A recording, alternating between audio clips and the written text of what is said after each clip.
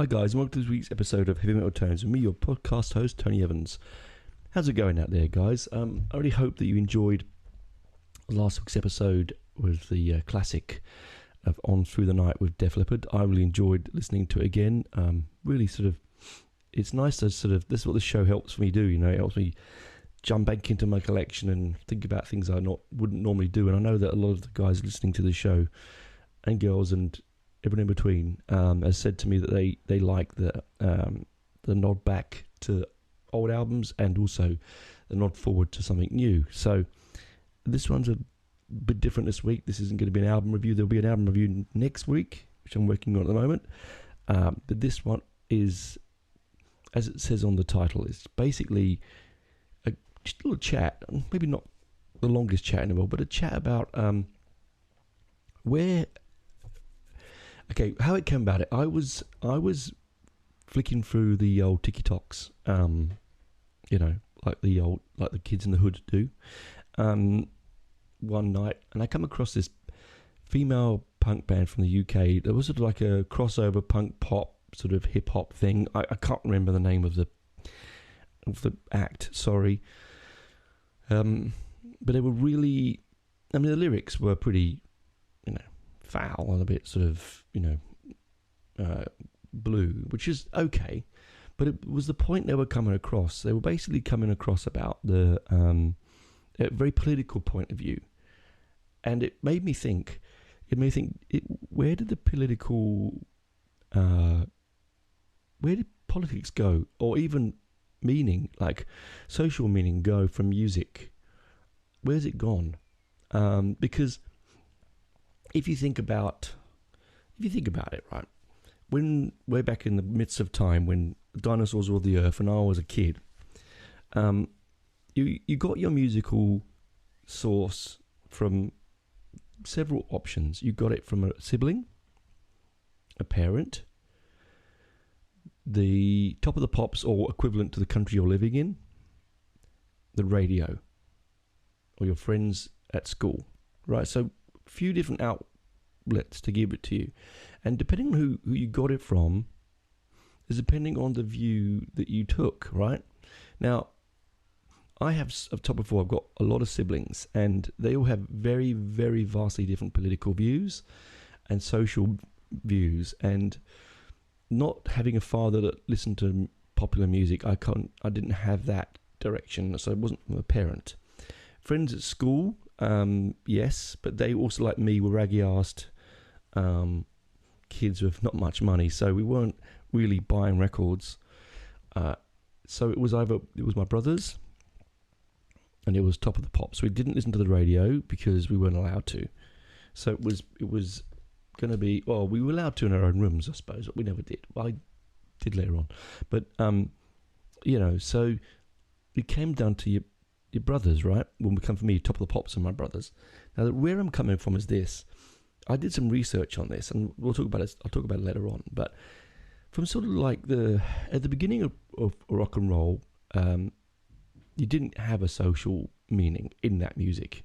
Okay, it was a medium that basically was for fun and parties, right? Dance music, and there's a place for that. Okay, there's an absolute place for that. But then I thought to myself, when did that become a point where social meaning and sort of moral things like that came into being in all forms, even in our blessed and lovely heavy metal. It's there as well, which we'll talk about in a minute later on. But you were sort of you were learning through the medium of music, and that sounds like a real wanky sort of laborite school project, but you know what I mean, right? It means that you took your education through your TV, which I know I did, through my music, because I was not great at school, and even though I loved learning, because of my learning difficulties, I wasn't, and not having any help at home at all, nothing, zero, not a single piece of advice at home, homework or learning anything. So, as I said before, I was a free-range child, a latchkey kid they call us then. They call us now, I think. Anyway,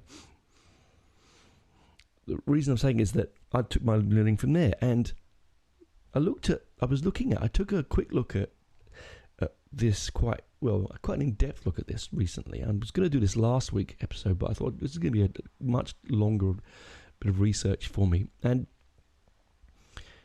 I think it's down to the fact that we don't have, this is going to sound really, I don't know whether it's me, if I had an epiphany. I may have done, and I also may as well just wipe myself down afterwards. Hang on. Get off the monitor. I think it's because we don't live in a world where chart music is considered anything anymore. You don't look at charts. No one cares about charts. You may see it says, number one in UK dance charts. Well, that doesn't mean anything. Doesn't mean anything at all. Because firstly, people don't buy physical medium anymore. Not in single versions anyway. And thirdly, it doesn't matter about charts because charts were a way of selling records. That's the reason they were invented. It was to sell records. It was to show listeners and record buyers other music available. And to do that, you put in a chart. And the more you sold, the higher the chart you got. And every band wanted to get that coveted number one or that top 40 hit. Particularly in the UK, right? When I was a kid. Now this is all for UK centric because I never grew up anywhere else, of course. So, but this is how I see it. And so what we would do as kids is we would sit around when we could to watch Top of the Pops. We'd have Top of the Pops on. Or later on, for the more sort of sophisticated listener, you had the Tube and you had Old Grey Whistle Test and things like that. But for us sort of teens, it was Top of the Pops. And you'd sit through the Top of the Pops to get to the top 10. And because you'd want to watch it, you want to know what's in the top 10. And of course, during that journey on that half an hour, you might come across a track that will pop up, say at number 29, and they might actually play the whole song, because they towards the latter end of the 80s, Top of the Pops changed. I watched a really good documentary on Top of the Pops. Now, I am a music nerd, as you know, so this was like really, I loved it. And they said that towards the end of the top 80s, they started playing outside of the top 10 format to get, and not top 40 in fact, to just sort of like fill the space up with up-and-coming music because of the changing scenes, the constant fluidity of pop culture and youth culture, which seems to have sort of stagnated at the moment, I think. Anyway, you'd sit there and say you'd be waiting because you knew that, say, your song was going to be it was at number 12 last week, and I wonder where it's going to be now. Is it going to be higher or lower? So you're waiting for it. And a classic example for me, in that respect, was waiting to see where something like "You Can Call Me Out" by Paul Simons, where that was sitting, because I absolutely, or "Sledgehammer" by Peter Gabriel, I absolutely adored those singles, and I couldn't wait for them to see where they got up higher in the chart, or later on Marillion or Iron Maiden or whatever. But you always wanted to get your single, right? Anyway, I remember waiting to see where, as I said, probably one of those tracks, I think it was more like "You Can Call Me Out," and in comes at number like 38 comes a track called "Camouflage." Right now, really catchy, really fun single, really, just a brilliant piece of music. I couldn't get the tune out of my head. It was by Stan Ridgway, right?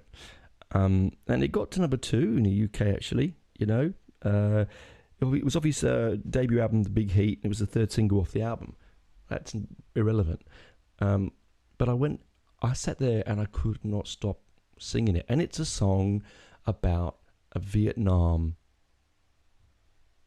soldier who gets saved by a big guy called Camouflage, who he calls Camouflage. It turns out to be already dead, and when he saves him, it's like a spirit that saves him, saves his life. And it's a really hard, quite an like Paul Hardcastle's 19, about the average age of a soldier in Vietnam. It was very hard hitting, lyrically, but it got to number 2, right? And Paul Hardcastle's 19 got to like number 1 for weeks and weeks and weeks and weeks and weeks. And when you're like, well, I was 13 then. So when you're 13, you're beginning to see a bit of the world. You're understanding a little bit of what's around you. Well, we did back then anyway. And these sort of messages were seeping into your head. And this was the only way Vietnam was never, apart from watching the occasional war movie with my dad, I never understood anything about Vietnam, never understood anything to do with it, It wasn't until much, I'd listened to War Pigs by Black Sabbath, which again, I'm going to talk about. It's a classic anti-war song written by Geezer Butler, written quickly as well. It was a quickly written song. So for me, I'd listened to it, but I didn't understand it. And it wasn't until I sort of, I was 13 years old and I listened to this song, Camouflage, was a very, very catchy single, and I really hope you go and jump and have a listen to it. I still have it on 12-inch, I think, somewhere. I then went to the library and got some books out on Vietnam and had a read, because, let's face it, I was not that long away from it, right? And also not that far away from the Falklands, but that was more punk, and punk stuff was more political straight out from the bat, more social straight out from the bat. So I'm not going to talk about punk at the moment, because that's quite obvious. That's an obvious thing. Apart from the fun punk pop bands, most of it was politically aimed. Stemming straight from the Clash, is classic. I might mention them later on with some songs, but it's a bit too easy for me to talk about that. What I wanted to talk about, as I mentioned, was getting your social message and political message through your popular music. And it just feels to me, I tried to look for something in what was available now. And I don't mean searching for stuff that's political. I'm talking about, I just went to top 10 downloadable pop songs on Spotify, and you can do this on all other platforms. They are available. And I found not one single piece of music that had any real hard-hitting social message. It was all, and I'm going to be honest here, it was all vapid, one-dimensional, three-chorded, clicked to is it called quantized or whatever it is? It's all clicked to a track. It's all boring. It was all dull. Yeah, fair enough. It's for going out and partying too, and whistling to yourself in a car. But we've done that, haven't we, people? We've done it. It's been done, and why have we lost this? Is it an education thing? I have written that down. Is it an education thing? Is it an indictment on our education system? Is it the fact that the youth of today don't feel that they are disenfranchised, or they are different? I would have thought, with the amount of wokeism and every year a new letter adding to something you can't talk about, being tagged on, I would have imagined that there'd be plenty of tracks and music politically and socially and even to do with sexuality that would open your eyes and educate you in some respect through the medium of music. But it doesn't seem to be the case. But also then I thought, when did it die? When did it stop? And has it really stopped, or am I just looking in the wrong spot? And I've come to the conclusion, I think it's not stopped, but it's really, really thin on the ground. Obviously, there are still bands out there, political bands, but that's when you, as I said, that's looking for them. That's not just coming across them like I did on TikTok the other day, which was a real eye opener for me. And actually, it really spurred this episode because I clicked into the sort of feedback, the messages, and someone said it's really good to see politics back in music. And I thought, yeah, it really is. I mean, I don't want you to think that. I don't want people to be what's the word? I don't want people to be brainwashed, but I want into whatever political view you want using music. That's not what I mean. What I do want, though, is for artists to be allowed to express themselves socially and politically, and not feel that they're going to be closed down, cancelled, switched off, abused. I mean, you hear these stories, don't you? And you think, wow, it was never the case before. You could have a freedom of speech, and that's again why I really like heavy metal. I really, really like that, and of course punk as well, because it doesn't give a fuck. It really doesn't give a fuck about anyone else. It doesn't care if you think it's going to be cancelled, because it doesn't.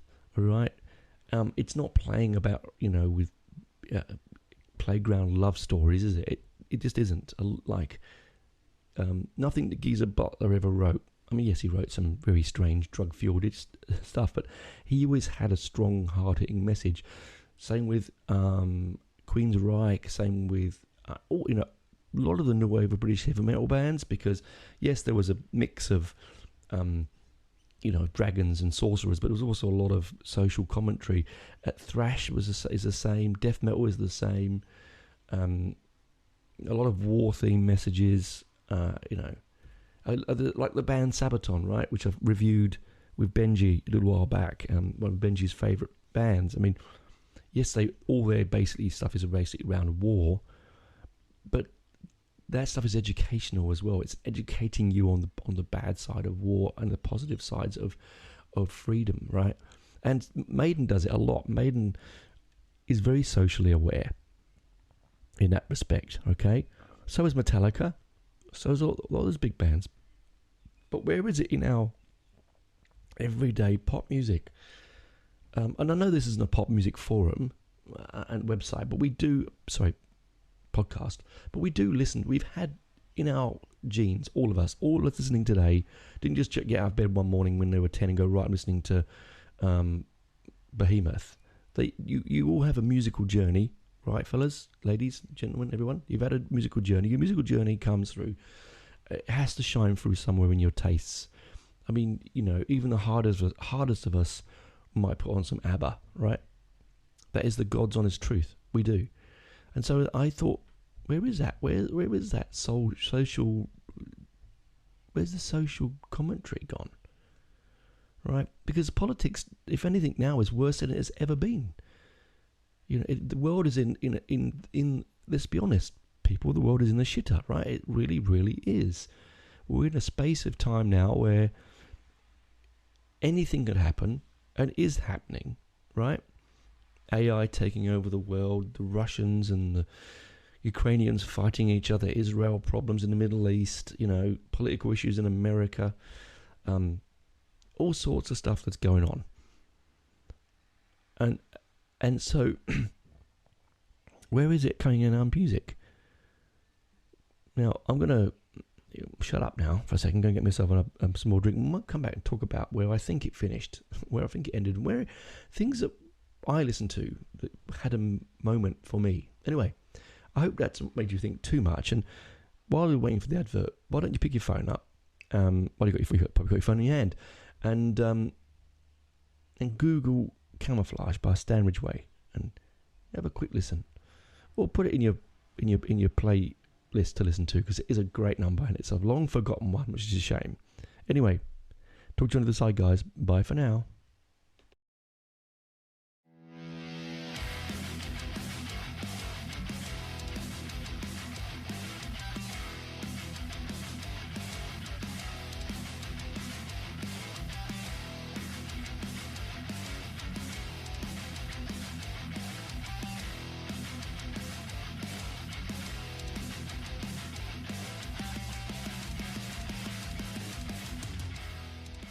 Welcome back, guys, to part 2.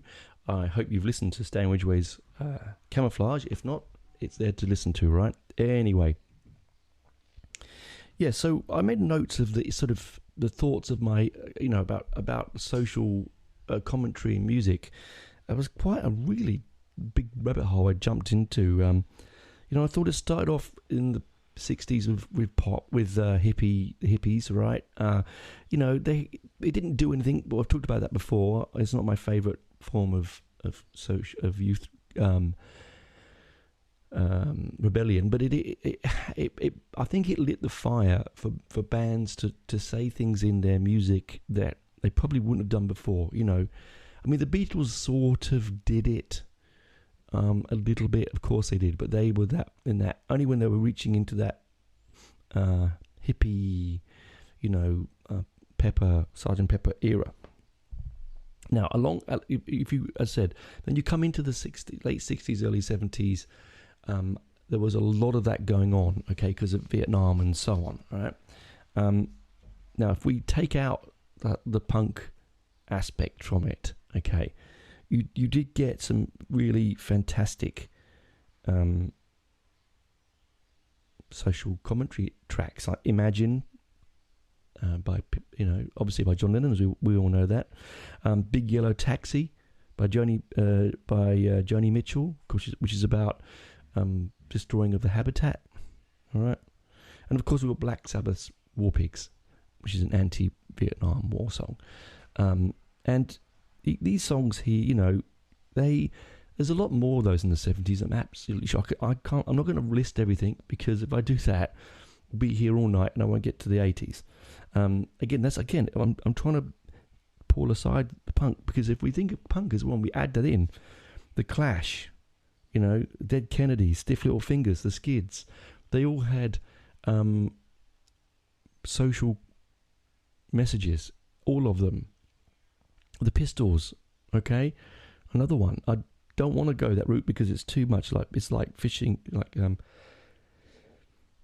fishing, catching fish in a barrel, as they say, shooting fish in a barrel. Sorry, it's too easy because that's the medium that really sort of solidifies social meeting in music.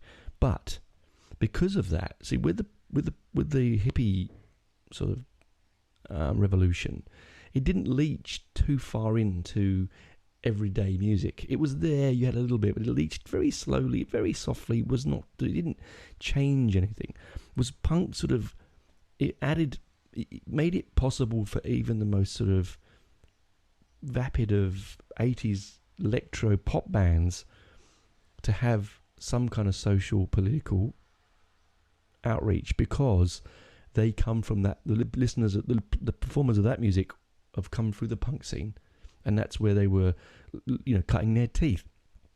And that's why the 80s is flooded with this stuff, absolutely flooded with it. That's why I'm saying you go to the top of the pops, it was on every single week, and the radio was on every single week. If it wasn't Billy Bragg, it was Peel. If it wasn't Peel, it was the Police. If it wasn't, it was XTC with Dear God. It was U2 with Sunday Bloody Sunday. One of my favourite, growing up, one of my favourite records, and I still listen to it every now and again, is Grandmaster Flash and the Wheels of Steel. The sort of pioneers of proper early hip hop before it became boats and hoes and bitches and stitches and all that sort of stuff, before it became disgusting. When you had, they had White Lines, which was a brilliant anti-drug song, Again, it was covered by Duran Duran a few years ago. If you want to listen to that version, do so. But the original version is absolutely brilliant, and the message is still one of the most important hip hop tracks of all time, and it's a wonderful insight into a mixture of street culture of New York and accessibility of pop. And it really sort of grabs you, and that was on top of the pops. That was stuff that was coming through, and it's the stuff that obviously Billy Bragg is extremely obvious when it comes to his I wouldn't call what he comes through on Top of the Pops or on music programs as a surprise. He's political, because he's very political. Although songs like Sexuality with Kirsty MacColl, God rest her soul, that was a really poppy song. What I was trying to reach out and what I was trying to grab was people in their early teens, maybe, coming through their like 10, 11, 12 to the 30 early teens onwards, who were listening to music with no idea what the message was about. That's what I was trying to say. If you're going looking for message in music, you'll find it. I was trying to think about music that was around that wasn't aimed with a message. It just had one. One of the most beautiful songs ever written as a pop song, with the most wonderful, catchy chorus, and it actually makes you feel a bit teary, is Peter Gabriel's Biko. All right, Biko is, it was written about Stephen Biko, who was during the apartheid issues in South Africa and his early death. It's just a wonderful piece of social commentary, but it's a pop song as well, right? It's sing-alongable, is that a term? It's catchy, and if you didn't know who it was about, you'd find yourself, I'm sure there were 10, 11-year-olds walking to school singing Biko, the lyric, the chorus, whistling the chorus, the Biko, Biko. I'm sure they had absolutely no idea what they were doing. Michael Jackson, for instance, also had social commentary in his music, about unwanted pregnancies and so on. It's a very, we were very blessed in the era, and I feel sorry for children, not having the constant connection to music. I think music is becoming less important, or has become exponentially less important to people's lives, the youth particularly, and it's become throwaway. Now, as I said at the beginning of the program, where are they getting it from? I think the reason they're not getting their social commentary through music anymore is because of the internet. Because at the tip of their fingers, through TikTok, through Instagram, through Facebook, although not using Facebook anymore, the youngsters, YouTube, all sorts of, Reddits, whatever they're doing, they're getting their information that way. It's being fed to them there. Not necessarily through their siblings and their family, now through complete strangers that just pervade the dark recesses of the vast, infinite, monkey-filled internet. As I said to a lot of people the other day, I mean this honestly, the internet, the phone in your hand is full of infinite information and wisdom, but infinite monkeys and idiots. It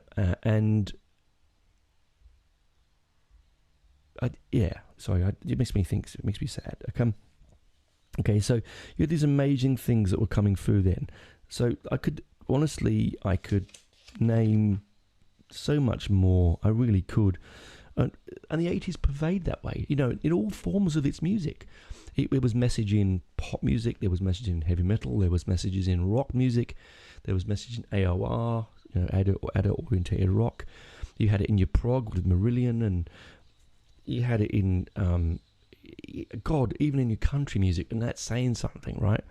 You had it in electronic and dance music. I mean, particularly because we were living through the shadow of AIDS. People like Queen, were writing songs to give you, more awareness. Frankie Goes to Hollywood, right? It was so much. Yes, you had your Girls on Film from Duran Duran, and you had your party music, Agadoo and all that kind of stuff. There was a place for that, but most of it, at least somewhere in the recesses of the top chart, the charts from 40 down to number one, there was something in that musical that could make you think, or was there for you to learn, right, without knowing you were learning. And then we moved into the 90s, right? And all sorts of things happened in the 90s. Now, the 90s, again, was an era I think of as a flat, dead time in music. I just do. Metal was sort of pushed aside, even worse than when punk was around. R&B was taken over in a massive way. There were still subcultures. You had Britpop, which was very political. Okay, that was sort of like a soft version of punk, wasn't it? It was like the '90s kids discovering punk and then making it a bit more accessible. You had your don't forget grunge. I'm not gonna forget grunge, but grunge is a bit too like punk. It's too obvious. But your Britpop stuff, definitely. Reggae was rearing its head again, and that's very politically driven. You have ska in the 80s was all based around that. I mean, what the Selector and the Specials were doing on the Two-Tone label was something special. Much Too Young is something special. Ghost Town, something special. Really something catchy, sing-along, but very, very, very politically driven. And these bands broke up and became things like Fun Boy Free and Thompson Twins and all that sort of stuff. Pure pop, but with a little bit of political hit to it. And in the 90s, it was sort of scattergun, wasn't it? Because if you weren't listening to, there was a lot of looking back in the 90s, with Britpop looking back at the 60s, into ska and to mod and the Who-driven stuff and the Beatles-driven stuff and messages. And then, of course, you had your techno and your dance, which is purely in house, which is just purely like get it off your face, dance, forget about the world. And I think that's sort of where it starts to begin. It starts to bubble in there because house music and dance music becomes really very popular. And then rap, where rap had a social side to it originally, I think it then morphs. I mean, it's probably still there, but it morphs for me into, as I said before, bitches and hoes and boats and attainment and misogyny and just, I don't know, maybe I'm getting that wrong. Maybe the people listening to rap who love it, I don't know, just it seems to take over our musical lives and our charts, and R&B really takes over, and R&B has no political edge whatsoever. R&B is soul, and soul is what it is for this. Soul is about feeling and music and beauty and I love soul music, and a lot of that, the Nina Simone stuff is wonderful, really beautiful stuff to listen to, but it's not got anything to inspire you socially or politically, has it? All right, and you had the occasional thing like The Ghost of Tom Joad by Bruce Springsteen. That was extremely political. All right, that's it's based around the book Grapes of Wrath, by Steinbeck. All right, it's Rage Against the Machine did a cover of it in 2014, which is amazing. Again, the 90s, you had Rage Against the Machine, very hard and heavy, very rocky, but also very political, but in the charts. So a rarity, a rarity where the charts will come on something as something that could be banned by the Top of the Pops or Radio 1, but still be a big seller that wasn't. If you listen to the amazing staccato bass line and the seesaw guitar and the bouncy music, and you just get carried away, and before you realize it, you're singing along to a song that's about freedom of speech, and ironically, it gets banned. And it's about freedom of speech. It's because it uses the F word, which, by then you should think was not such a big shock, right? Killing in the name of, it's about freedom of speech is also about, racist cops killing ethnic youths, and, getting away with it, basically. System of a Down, go back to a heavy rock and metal, System of a Down in 2002, with their stuff. They had a very sort of corporate, They did tracks about corporate greed and weapons of mass destruction. Arcade Fire, the intervention. But that's 2006. But the 90s, okay, the 90s. Yeah, it was a bit sporadic, wasn't it? And then as we led out of the 90s into the 2000s, we were all listening to things like Barbie Doll and Kylie Minogue, and one of the performers that really had a bit of a political edge that no one thinks about being that way was Madonna. And Madonna, even right from the beginning, was writing songs about the church's control over youth, sexuality, abortion, all that sort of stuff. But we think of her as get into the groove, boy, you know what to do, boy, that kind of thing. But really, no, she was very political and extremely popular in pop music. But again, we didn't think about that. We didn't. So that just popped in my head then. I completely forgot about Madonna when I was reading my research. And I'm sure someone's shaking their fist at me going, you forgot about Madonna. No, I hadn't. Now it came to me. And then we sort of leave the 90s behind into the 2000s, where again we sort of went bland, right? Really bland. Lack of direction, lack of anything sort of, I don't know. Sorry, I'm trying to find where I am at. I'm going to make my notes. Okay. Excuse me, watch out here. There we go. Of course, you did have early 2000s stuff like Green Day and those sort of American pop punk bands. But again, it's punk, and it's too obvious. It's too really bloody obvious.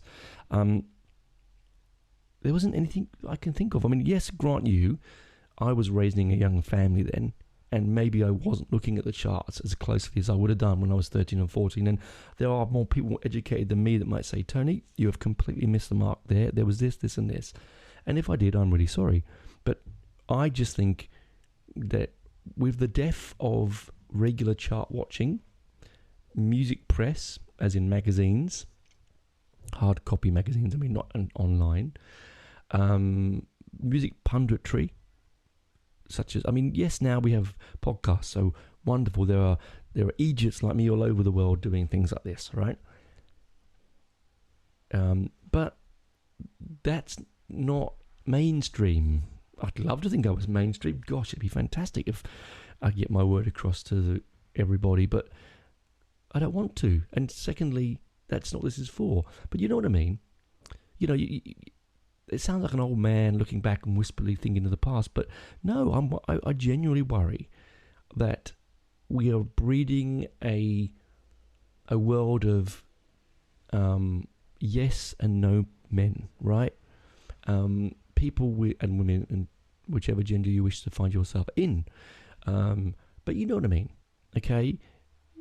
Are our children discovering the world morally, politically, socially, artistically?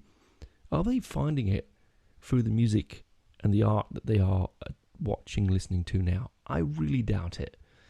There's a reason why there was a research done years ago, and I have mentioned this before, that the most educated music listeners are heavy metal listeners. There was a reason why, because you have to think about a lot of the music that we listen to in metal. It's a thinking music. Yeah, there's throwaway metal, of course there is, and we have Van Halen for that, don't we? Right? We have hair metal for that, right? We do. We have Whitesnake. We have all that sort of stuff. Of course you do. But a lot of it's a little bit of thinking, right? And I know I'm missing something here down. I know I definitely am missing things, but my worry is that where are they getting it from? If their major musical source, I mean, Beyonce has released a couple of very, very politically related music, and that's brilliant. And a lot of musicians have and still do. Lady Gaga, extremely important. Childish Gambino. All these people do this stuff, but it's not chanced upon while waiting for your next hit to come along by listeners. It's not open and easy to access. It's not. You don't brush across it and suddenly find yourself singing about it and then researching what was that song about. I just don't think the kids are doing that. Sorry, my computer's decided to lock itself. God, I've got to fix that. Yeah. I just don't know where they're getting it from. And now you might say, but the information on the internet, is going to be much more accurate, and musical information is going to be directed and projected by the person making the music. Yes, it is. Yes, it will be, and there will be absolute 110% errors and misdirected and guided information in those songs. Okay,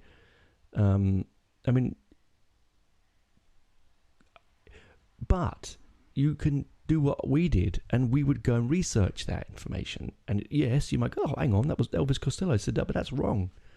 But you'd go and research it. So doing that aspect is creating more knowledge, more synapse connections, right? More understanding of the world socially and politically around you. Historically, even, right? I got my love of history, and I mean this, my love of history, from bands like Iron Maiden, my love of philosophy and art, a lot of that from watching Monty Python, to be honest, because that's the way we were. And is it? I don't know how to say this without sounding like I don't know. I'm really worried. I just think that the level of education has dropped dramatically around the world. Everywhere, in any country, even the most, up-to-date, wonderful countries like Sweden and Norway and Finland and Germany and all these countries that pride themselves on a very good education system. I think it's down to that. I think my worry is that if a child gets bored of his education at school, and let's be honest, most of us do, or did, where does his learning stop? Like when I left school at 16, I never stopped learning, right? Because I kept getting it through my music, particularly through my, at that time, real love of punk. So I really was reaching out socially and politically. And of course, my brothers and the life we were living and music press and things like that.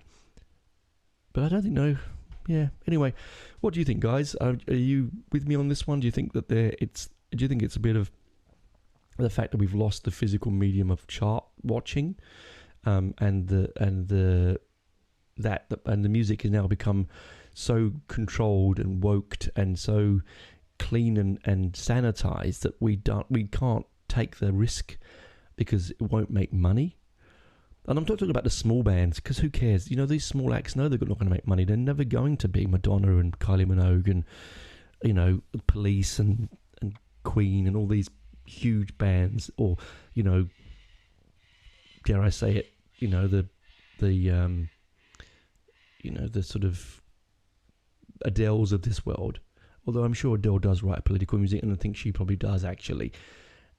There are one-offs there are flaws in my theory, of course, but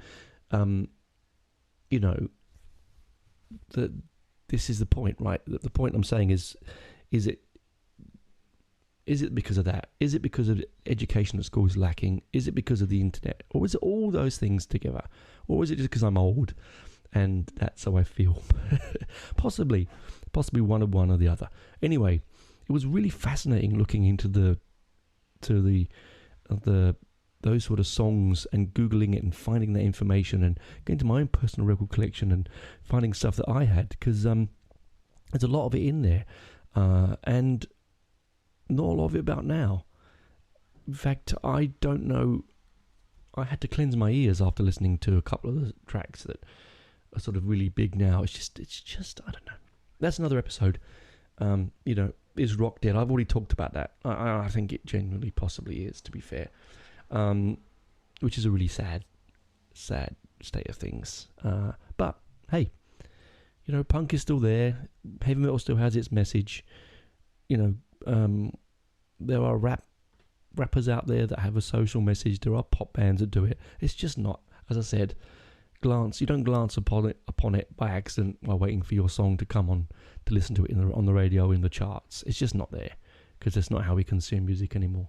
Anyway, I've sort of repeated myself now, so I'm gonna go.